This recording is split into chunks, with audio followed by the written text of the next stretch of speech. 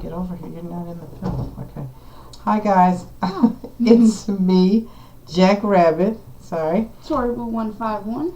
And we said to you guys that we were going to start a new program, and we were going to call it Table Talk. And because that's what we do at home. We have table talk about a variety of things when we're having dinner or any time in between. We also decided to make it black and white, just to, I don't know, I want to give it a different twist, like to make it different from, reviews and something else that we do this. Yeah. So we intend to do this once a week and just keep you up on news or information or anything that we've heard or what have you. Once again, I've been mentioning this a lot, and we wanted to talk a little bit about Bobbi Kristina. Yeah, Bobbi is not doing well. My thing was that the way they found her was similar to how they found her mother, so that was kind of eerie and kind of scary. Face down in the tub. Yeah, that was scary to me. I was like, okay, what's up with that? And what was interesting is that they had talked to a family member of hers, and the family member was saying, no, she didn't take any drugs, she didn't drink or whatever. And then they said they didn't find anything in the house. However, when we heard the 911 call, if you happen to watch Inside Edition, I like to watch that show. Yeah. Inside Edition, and they actually had the actual call, and come to find out she had been drinking. As far as drug goes, I don't know, was there any drugs or had her now boyfriend, husband cleaned up the mess of that and had him with them. They had no reason to frisk him or anything, so that could have been the case. I don't really know. But it's very sad. She was found face down in water. They said that she was gurgling. Yeah.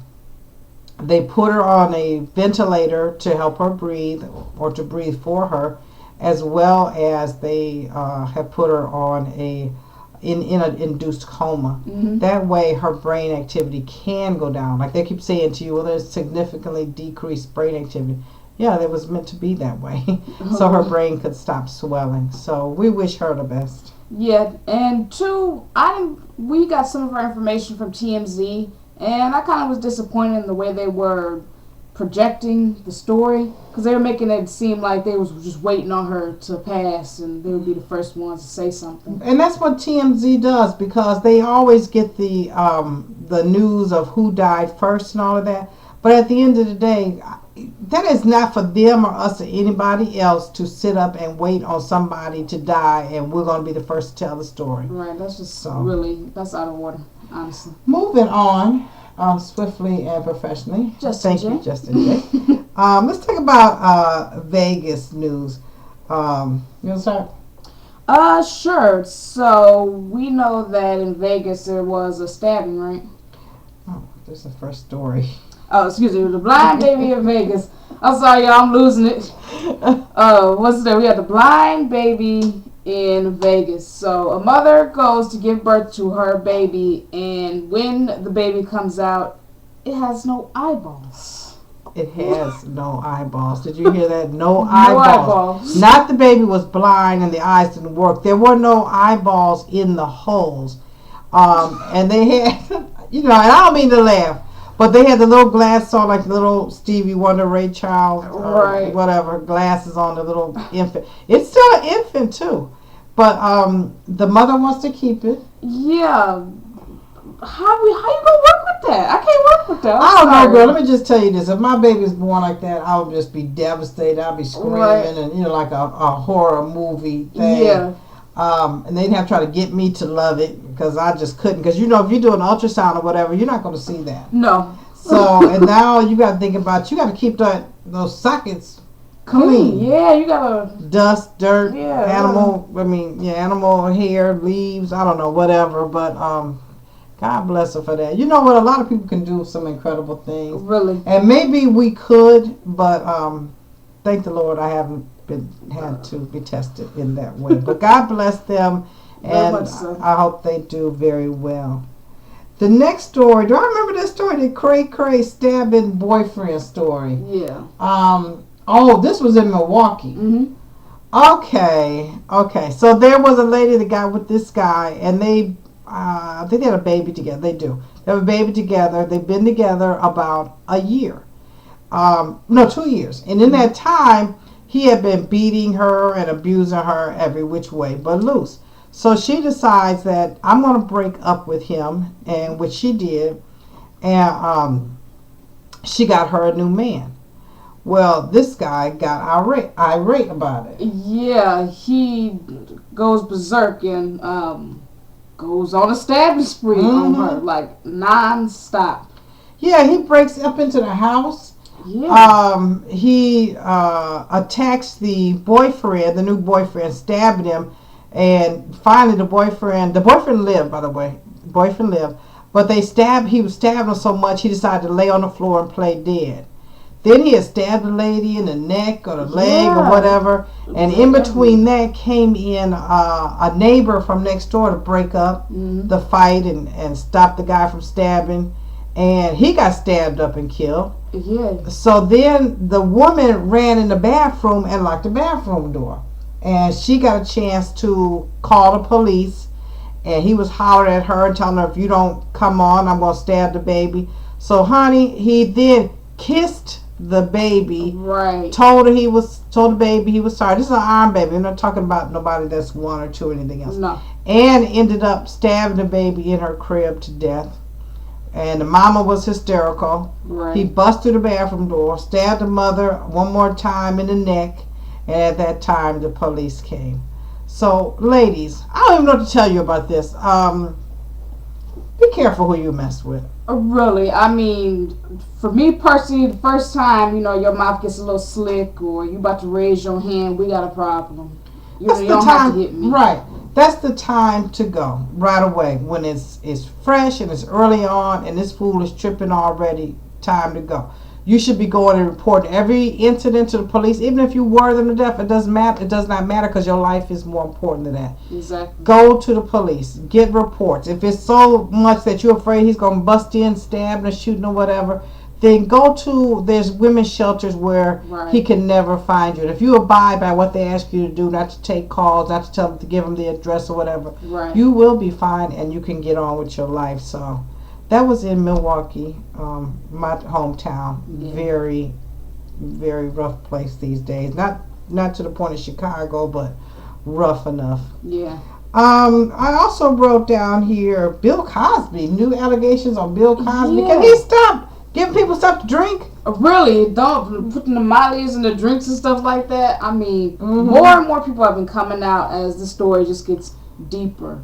It's like, what's going on with you psychologically? That you got every woman you pass by. And this new age world where every information is quick, fast, in a hurry. People are getting to where they're sick of him now. They want to brush it under the rug. And I'm saying don't do it. Because that's exactly what he wants you to do. That's why he's not saying anything. He is an intelligent person. He's an educator. He's an actor, whatever. He knows that as long as he doesn't speak on it, that story is going to die down. This latest one that I heard about was by a very wealthy woman. She wasn't at the time that she met him, but she is married to some big studio producer of all these movies and things in Hollywood. Right. And she says she met him in 70s or 80s. They went out on a date. Okay, that's kind of weird to me because she said they went out on a date, but she knew that he was married. Right. So I don't know, because a lot of men will tell you we're separated or the sex ain't right or whatever. But anyways, they went and they went on a date, and she had a headache. Yeah. And he gave her a pill. And then she was like, I don't think so. And he was like, what, you don't trust me? And she took the pill, and she said the next thing she can remember, she woke up with him next to her in a white robe and undressed, and her with no clothes on. Mirror on the ceiling. Mirror on the ceiling. And she said at that time, they didn't have the whole date rape things, conversations like that, but I do remember in those times where they didn't have those conversations. That just didn't happen. You didn't hear of it anyways. People would take the blame for themselves if that happened. Women would. So, anyways, she decided not to say anything. But over the years, she says she's talked to her family and her husband and told them about it, and they encouraged her, supported her to go and tell her story. Yeah. And anybody that happens, they should tell their story. And I feel like don't ever be ashamed, because that is your story. My hair just sticking up. You see that? Yeah. Must be there. Look, it's literally flying across. Okay, so that's crazy. Yeah. On another note, Eddie Murphy. Eddie Murphy. He's got new music coming out. I heard him on Tom Joyner early in the morning. I believe it's a full album, but it's okay. Well, you tell us it's the name of the song. Oh, the name of the song he's putting out is Jaja. It's a reggae song. It's okay. Not something I'm interested in or anything I listen to. Last song I know of was him and Rick James. I'm not sure if he did anything after that, but I'm like it was all right. Yeah, I heard it too. It kind of reminds you, if anybody out there that listens to me, or if anyone listens to this and they were back in the 80s, he lit out Red Light and something else. Oh, My Girl Likes to Party All the Time. It's kind of in that vein. It's just taking it a next step to a more of a reggae sound. You know, Eddie Murphy is very talented. Let me just say that. As a comedian, as an actor, he's okay. And as a singer, he's really just okay. I guess everybody can sing or is considered a singer or whatever if they can hold a tune to some point. But Right. excuse me, but not by no means would I go out and buy it or put it on my iPod or listen to it here and there. I listened to it once, and that was more than enough for me. Yeah. But go out, support Eddie. If you like Eddie Murphy, if you like the songs and stuff, go out and get him. I'll tell you what though, he is tremendously more funny than anybody out here, including Kevin Hart, who isn't very funny to me, Right. or Dave Chappelle, or I don't know, Cedric Entertainer, Steve Harvey. They don't shine a light on Eddie Murphy, and Eddie Murphy doesn't even shine a light on Richard Pryor. So if you do a little background or check-in, you can see that that's true. Yeah. I just threw this in because I did a reading on Iggy Azalea, and I found out, or as I did her reading, it really revealed itself to me that she was as fake as everybody thought she was.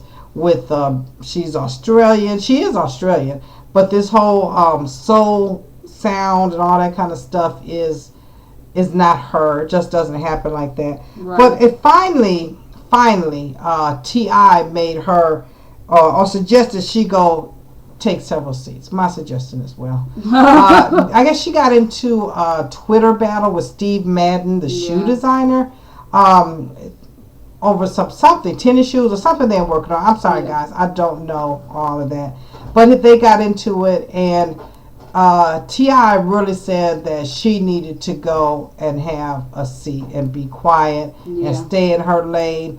If she's looking for longevity. If she's looking just to be hot for the moment, then keep on running your mouth. Really? Because you're going to be just a moment. And then also I heard something interesting about her, that when she first got here to the States, she was trying to do country music. Then she tried to do pop music.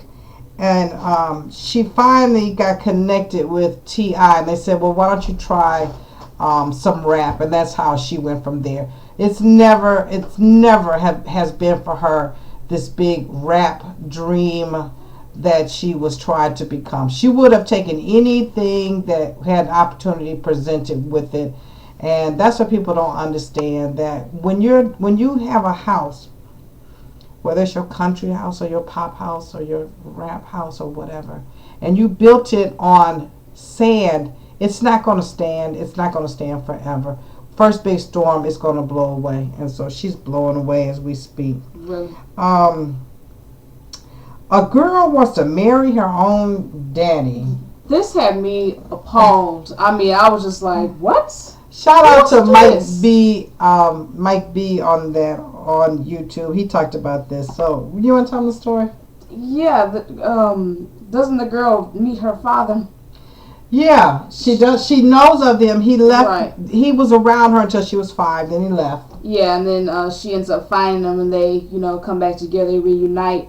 But she says that she's sexually attracted to him. She knows that that's her father, but she feels some kind of chemistry between them. And yes, it's her birth father. Yes, biological birth father. Right. But she says she feels some kind of sexual chemistry between the two. So, and I feel some kind of way with too, but it's not that way. But, no, no, I just thought it was wrong because I would think for me, I'd probably be upset if I didn't know you that long. I'd be like, okay, where were you? What happened to you and my mom? I want to know that kind of stuff. I'm not worried about my chemistry with you. No, it wouldn't be any chemistry. That's why I'm saying it's the real biological father. But I can't understand why you were around me until I was 5. So that meant that I was old enough to know who you are, to be able to recognize you. Oh, that's my daddy, or whatever. Right. And why would my feelings be out of sync all of a sudden? Yeah. But anyway, both of them is low down because he should have been the first one pushing her off of him or whatever. Yeah. No, I am your father, your flesh and blood. And now she wants to marry him. So, really. Yeah. We're going to more. Right. I'm not blessing that. I'm not sending no blessings. I'm not for any of that kind of incestual behavior. I think they both need to be checked out and figure out what's going on with them because it's not right. At all. Oh, we're gonna tell a story about in Wisconsin, the boyfriend that takes his mama back to the girl house. Yeah. Okay. So this boy is having troubles with his girlfriend, and they're fighting and they're angry and all kinds of stuff. And they have an argument at the house. It gets loud. They tussling and stuff like that. So he gets mad and he leaves. But he tells his mother, and his mother. No! You forgot. Yeah. What? He punched her in the face. Yeah. He gets arrested. Her friends are all there, so they keep him from killing her or whatever he might have done. He gets arrested. The mom pays the bail. It's like $1,000. Yeah. She pays the bail for him, gets him out. And instead of taking him home, she says, let's go right back to the house and let's go get her. Just beat her up. But they don't end up going in the house. He breaks her window, or car window, with a brick. But my thing was... with his fist. I thought it was a brick. It was his fist. He punched his hand through the window. Oh. But he does that. But my thing was... Okay, I just bailed you out of jail after all this. Why are we going back to the crime scene? Right. And not only that, the mama wants to jump in and fight too.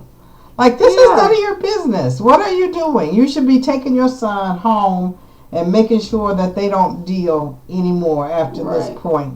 Not jumping in and fighting. So the boy gets arrested again. Now he's on $20,000 or $25,000 bail, and the mom hadn't been charged with anything yet, but I think that she is just as guilty for being involved in it.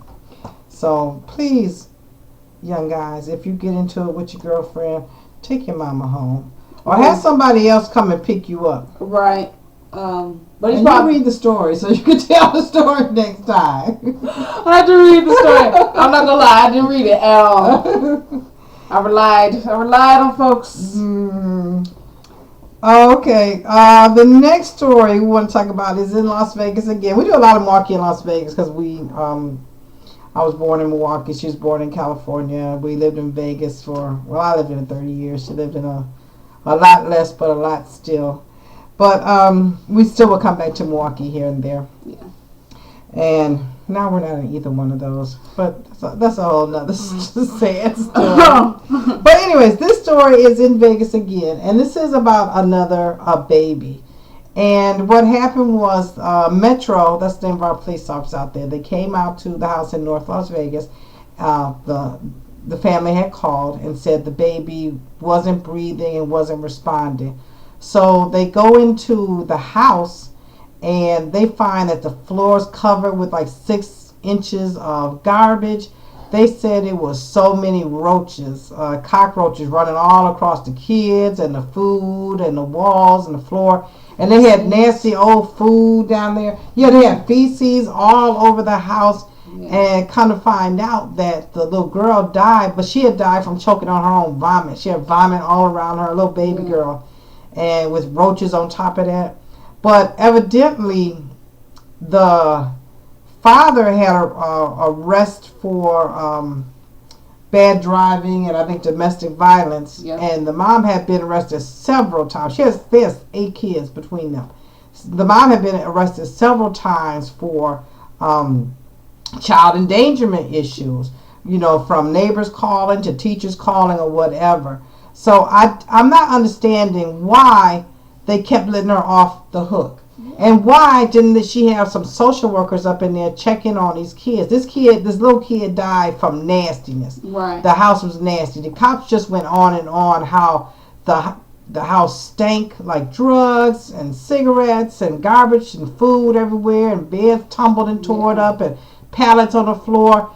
And why didn't Child Protective Services get into that, That's what I'm saying. And knowing from living out in Vegas, Metro is not a thing to play with. They're serious. As a side note, we watch a show on TV that comes on late at night, Vegas Jailhouse. If you act up, they'll put a bag over your head to make you be quiet. They will chain you up in that down, chair and put a bag over your head. Everybody knows Metro doesn't play. And they don't get these sloppy, slovenly redneck cops. They get these really physical fit. Everybody is more physical fit really than the next one. But Metro did that part. It was the Child Protective Services who dropped the ball. They should have followed up. They should have make sure that they're coming every month or week or whatever, and make sure that everything is fine. Absolutely, and they should have come out to the school to talk to the kids on their own, one-on-one, when the parents weren't aware. Because I've taught for many years, and CPS can come right out to the school, and talk to your kid. Have a sit down. They don't come to arrest and pick anybody up, but they do come to get their information straight, and they want to know how you're doing and whatnot. And because your child is now under CPS care, they have the right to do that. Yeah. So they can, and they do, and they act on it too. So I don't know, Vegas, you dropped the ball. You let this kid die for no reason. You had the rest of these little kids living in a house of trash. You let this woman get away time and time again with this nasty filthiness, and you never acted on it. No, it's disgusting, because why would you, all these charges, why would you not? My question too is, why hasn't she been arrested before? Exactly. And maybe she was, or excuse me, did write-ups and stuff on her. I don't know what, but at the same time, she shouldn't have had her kids taken. Now the parents are arrested. Yeah. Kids are separated, living in other people's home, which I don't know why they didn't do that in the first place. Where were this husband and wife? Where were their parents and stuff? Really? To get the kids to someplace clean or whatever. And they also had drug and alcohol problems, so these kids needed a break. Right. So they got it now. So God bless to that family, and that the parents can get it together. I guess our last subject is Suge Knight. So Suge Knight at it again, and I think it is karma and for what happened with him. Right. Why am I so coughing? But I don't really have a cough per se. You okay over here? But we know that Suge Knight was the head of Death Row Records, right? Yeah, big time dude for Death Row. Everybody remembers the award show. You talking about P. Diddy and them and dancing in videos and all that. But here this guy is out of Compton. Supposed to have been a really great football player in high school, and I think he went to junior college. Yeah. But he comes out and he wants a fast, quick lifestyle. He comes out at a time where he was out in the 90s as a record producer at a time where a lot of good artists were out and available, and like Snoop Dogg and Dr. Dre and Corrupt and all of that hadn't come into their own yet. Mm-hmm. And Ice Cube, no, he didn't want to be a part of that.